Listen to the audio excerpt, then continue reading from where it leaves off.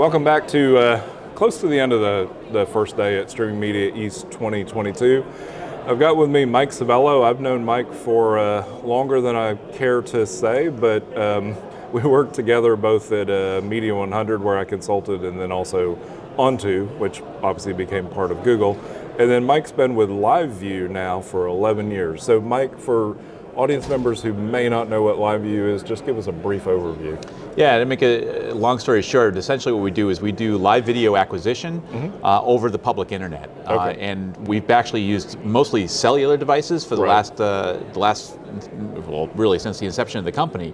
And we essentially combine multiple cellular devices together and make what is inherently an unreliable technology, cellular, reliable for video acquisition. The cellular bonding and multiplexing. Right. And as I understand, if I remember correctly, you not just use one cellular company like, say, Verizon. You could use AT&T as well as... We use them all. Okay. In fact, the more the merrier, honestly. So because of our heritage of, we started off really as a cellular-based company, honestly, the technologies that we've developed, especially the transport technologies and the bonding technologies that we've developed, become very applicable to even just the standard internet, right? So today, if you want the most reliable connection, even over just a public internet connection, a hardwired public internet connection, our LiveU Reliable Transport, LRT for short, is really one of the best transports that's out there, honestly. Nice.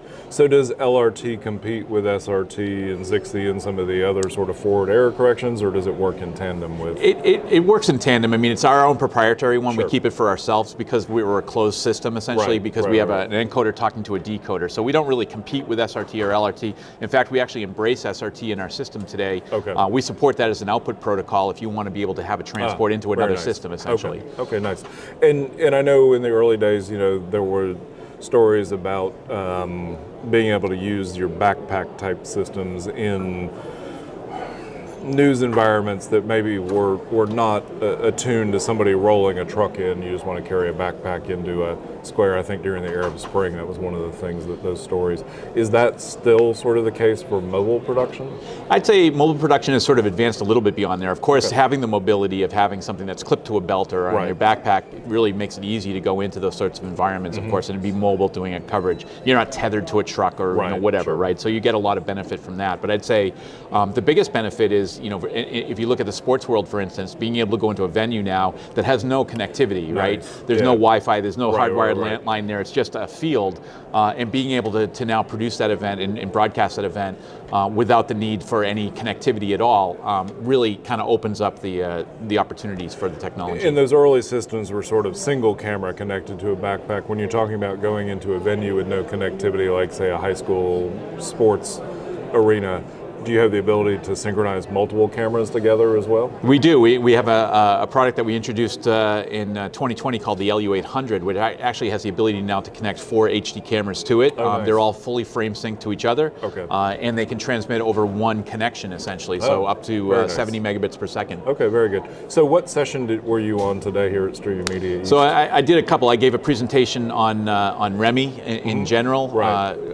Which was I was going to mention REMI, but of course, I figured that's sort of where you all were going. And then we had an interesting panel later this afternoon on remote hybrid models, really combining on-prem with with remote production, essentially. In fact, there will be an article coming out in the next issue of Streaming Media Magazine, the print edition.